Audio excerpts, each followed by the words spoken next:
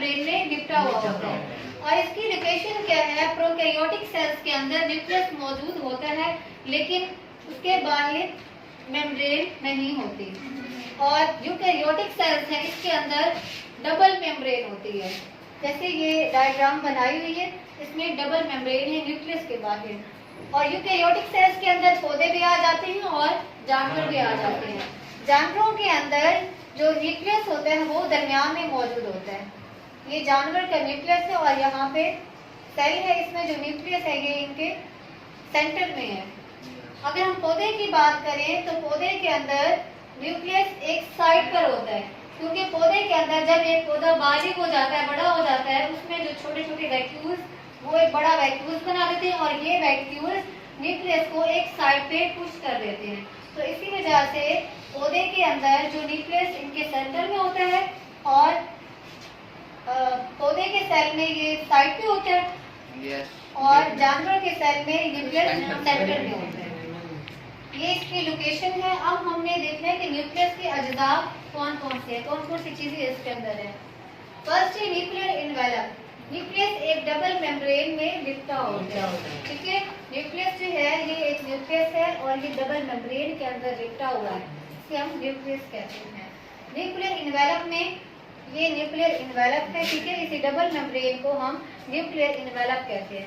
Nuclear envelope में ये सुराख मौजूद होते हैं, ठीक है, और ये सेमी परमिएबल मेम्ब्रेन के तौर पर काम करते हैं। न्यूक्लियोप्लाज्म या भी जो न्यूक्लियर इनवेलप है इसके अंदर एक मादा मौजूद होता है, ठीक है। न्यूक्लियर इनवेलप के अंदर दानेदार स्याल माया होता है, उस माया को हम न्यूक्लियोप्लाज्म कहते हैं। कहाँ मौजूद होता है ये? न्यूक्लियर इनवेलप में स्याल मादा मौजूद होता है और वो दानेदार होता है, दानेदार माया होता है न्यूक्लियर इनवेलप के अंदर।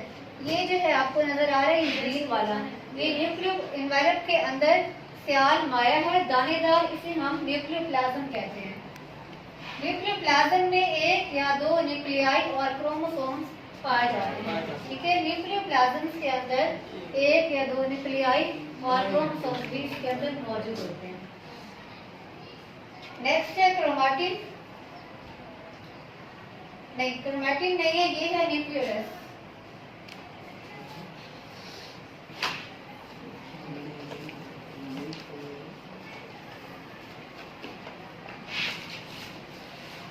न्यूक्लियस के अंदर एक गहरे रंग का इलाका है जहां राइबोसोम का आरएनए और राइबोसोम मौजूद होते हैं। बच्चे ये न्यूक्लियस है और इसके अंदर एक स्पॉट होता है, एक गहरा इलाका होता है, गहरे रंग का इलाका, इसको हम क्या कहते हैं? न्यूक्लियस कहते हैं। क्रोमोसोम सेल डिवीजन के दौरान, अब देखें ये एक सेल है, इसके अंदर अभी ये डिवाइड नहीं हुआ।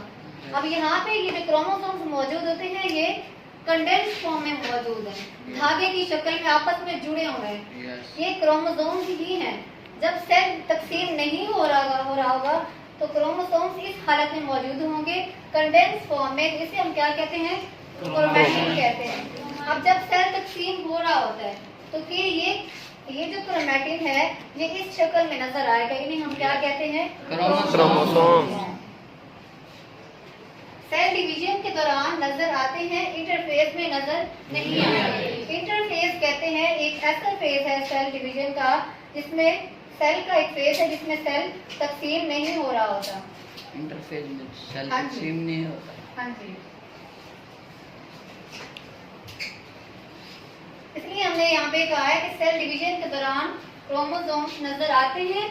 इंटरफेस यानी कि जब सेल तकसीम नहीं हो रहा होता तो ये नजर नहीं आता। अब यहाँ पे सेल तकसीम तो नहीं हो रहा, न्यूक्लियस जो सेल के अंदर मौजूद है, तो यहाँ पे एक धागे की शक्ल में नजर आ रहा है, इसे हमने क्या कहा है? क्रोमैटिन का नाम दे दिया है। जब सेल तकसीम हो रहा होगा तो यही क्रोमैटिन हमें इस शक्ल में नजर आएगा, इसे हम क्रोमोसोम्स कहेंगे सेल डिवीजन के दौरान। लास्ट पॉइंट है, अब यही क्रोमैटिन की बात हमने की है कि क्रोमोसोम्स बारीक धागा नुमा साख्तों की शक्ल में होते हैं। ये क्रोमोसोम जब सेल तकसीम नहीं हो रहा होता तो ये बारीक धागा नुमा साख्तें जो है इस तरह से मौजूद होती हैं, इसे हम क्या कहते हैं? क्रोमैटिन कहते हैं। क्रोमोसोम्स किसके साथ बने होते हैं? डीएनए और प्रोटीन। एक दफा दोबारा देख लेते हैं। न्यूक्लियस क्या है? प्रोकैरियोटिक सेल्स के अंदर वाज़ेह न्यूक्लियस नहीं होता, यानी कि उसके अंदर डबल मेम्ब्रेन नहीं होती। यूकैरियोटिक सेल में न्यूक्लियस वाज़ेह मौजूद होता है और न्यूक्लियर इन्वेलप भी मौजूद होती है। यूकैरियोटिक सेल्स के अंदर जानवर और पौधे आ जाते हैं। जानवर के अंदर जो न्यूक्लियस होता है वो दरमियान में मौजूद होता है, जबकि पौधे के सेल में वैक्यूल बड़ा होता है और इस बड़े वैक्यूल न्यूक्लियस को साइड पे धकेल देता है। तो यहाँ पे न्यूक्लियस की जो पोजीशन है वो ये साइड पर है। नेक्स्ट है न्यूक्लियर इन्वेलप। न्यूक्लियस के गिर्द एक डबल मेम्ब्रेन होती है, इसे हम क्या कहते हैं? Nuclear envelope. और न्यूक्लियर इन्वेलप के दरमियान एक दानेदार स्याल माया होता है, इसे हम क्या कहते हैं? न्यूक्लियोप्लाज्म। और न्यूक्लियर इन्वेलप इसमें सुराख होते हैं, ये वाले, और इन सुराखों का क्या काम है? कुछ सेमी परमिएबल मेम्ब्रेन के तौर पर काम करती है। जैसे हमने सेल मेम्ब्रेन के बारे में पढ़ा था कि वो सेमी परमिएबल मेम्ब्रेन के तौर पर काम करती है, कुछ मॉलिक्यूल्स को गुजरने देती है और कुछ मॉलिक्यूल्स को नहीं गुजरने देती। तो न्यूक्लियर इन्वेलप के अंदर ये जो छोटे छोटे सुराख नजर आ रहे हैं, इनका काम भी यही है। न्यूक्लियोप्लाज्म सेल न्यूक्लियर इन्वेलप के दरमियान स्याल माया है दानेदार, इसे हम क्या कहते हैं?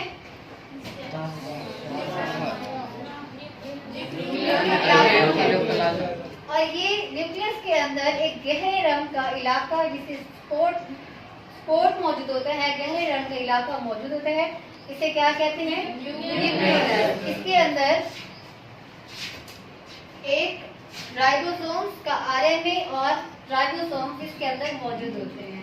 क्रोमोसोम्स, अब क्रोमोसोम्स ये पहले क्रोमाटिन के फॉर्म में होते हैं, जब सेल तकसीम नहीं हो रहा था तो क्रोमोसोम्स एक धागे की शक्ल में मौजूद होते हैं। जब ये सेल तकसीम हो रहा होता है तो यही क्रोमाटिन हमें क्रोमोसोम्स की शक्ल में नजर आता है। ये क्रोमोसोम्स है, पहले ये इस शक्ल में होते हैं क्रोमाटिन, ये क्रोमोसोम्स ही हैं। जब ये तकसीम होता है तो फिर ये इस शक्ल में आ जाते हैं। और ये किसके साथ बने होते हैं?